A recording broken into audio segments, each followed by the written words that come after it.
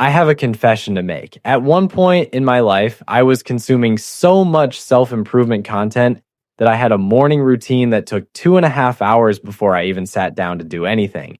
I was waking up at 5 a.m., journaling, meditating, cold showering, reading, reviewing my goals, doing breath work, and then finally, after all of that, starting my actual day. And I want to be honest with you about how that period of my life actually felt. It felt terrible. I was exhausted, rigid, and somehow more anxious than I had ever been before I started any of it. I was doing everything right according to the internet, and I had never felt more wrong. And I kept waiting for the version of myself that all of this was supposed to produce, the focused, disciplined, optimized, unshakable guy who had his life completely figured out. But he never showed up. What showed up instead was someone who felt guilty every time he skipped a step in the routine. Someone who measured every day by how productive it was, someone who had turned his entire existence into a self-improvement project and forgot to actually live inside of it.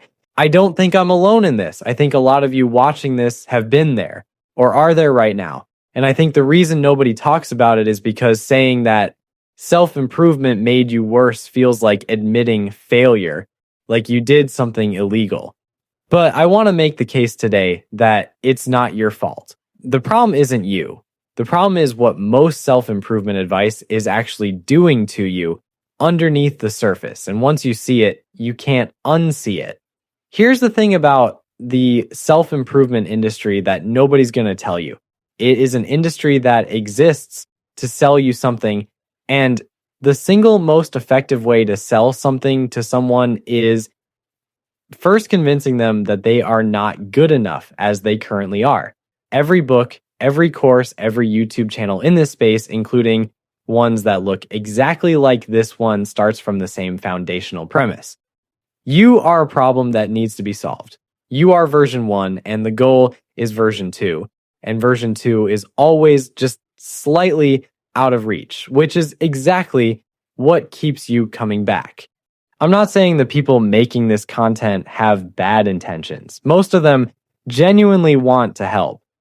But the structure of the thing, the entire architecture of self-improvement as a concept is built on a loop that never closes. You consume advice, you implement it, you feel better briefly, you fail, you feel inadequate again, and then you go find more advice. Repeat forever. And at no point in that loop does anyone stop and ask whether the loop itself is the problem. Think about the advice you've heard most often. Wake up earlier, work out every day, read 30 books a year, meditate for 20 minutes in the morning, cut off the friends who aren't growing, eliminate distractions, eat clean, track your habits, build a side hustle, optimize your sleep, cold plunge, no phone after 9 p.m., and look, none of these things are bad on their own. Some of them are genuinely useful. But when you zoom out and look at the full picture of what all of this advice is pointing toward, it's a version of a human being that doesn't actually exist. It's an optimization fantasy. A person with no bad days, no laziness, no wasted afternoons, no complicated emotions that don't fit into a journal prompt. A person who is always building, always growing, always moving towards something better. And chasing that person is quietly destroying a lot of us. The psychological term for what's happening here is called contingent self-worth. It's the idea that your sense of value as a person is tied to your performance. You feel good about yourself when you hit your goals and bad when you don't.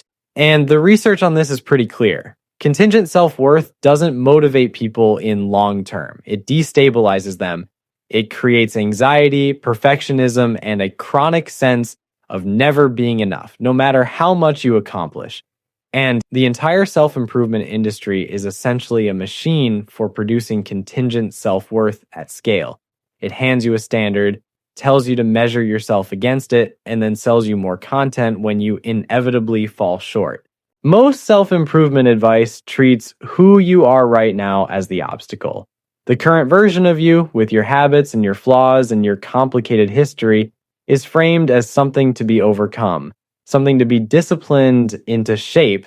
And when you see that, you stop being a person living life and you start being project managing a person. I spent years doing this, years where I was so focused on becoming a better version of myself that I barely noticed the version that was actually there. I was so committed to improving my mornings that I stopped enjoying them. I'm not here to tell you to stop growing or stop caring about your habits or burn all your self-help books. I'm also not going to hand you a new system to replace the old one because that would be doing exactly the thing I'm criticizing. But I do think there are a few honest shifts worth making. The first one is to stop treating yourself as a problem. Growth is real and it's worth pursuing, but it doesn't have to start from a place of not having enough. You want to get better at something because it genuinely interests you, not because some guy at online told you that you're failing without it. There's a massive difference between growing from curiosity and growing from shame. One of those feels like expansion. The other one, even when it produces results, feels like running from something. The second shift is to get suspicious of advice that requires you to hate yourself. If a book or a video or a podcast makes you feel like your current life is a disaster that needs emergency repair, that's not wisdom. That's a sales tactic. Good advice meets you where you are. It doesn't manufacture urgency to get your attention. The third shift is the hardest one. Start measuring your life by how it actually feels to live it, not by how it looks on a checklist. I know that sounds obvious, but most of us are so deep in the optimization mindset that we've completely lost touch with the simpler question of whether we're actually enjoying being alive. Just alive, not just here. Because at the end of it all, that's the whole point. Not the morning routine, not the annual goals, not the version of yourself that finally has it all together. Just a life that felt worth living while you were in it. I'm not saying I have this figured out. I still fall into that loop regularly. I still open YouTube and watch a video about habits when I'm feeling stuck and come away feeling worse than before I clicked on it. But at least now I can see it for what it is, and seeing that clearly is the first step toward not letting it run your life. If this video made you think about your own relationship with self-improvement content, drop a comment below. I'm genuinely curious whether this resonates or whether you think I'm completely off base. And if you want to have conversations like this one with people who are actually thinking about this stuff seriously, then subscribe to my channel. It's one of the more honest corners of the internet for this kind of conversation. Consider subscribing if you're new, and I'll talk to you again soon.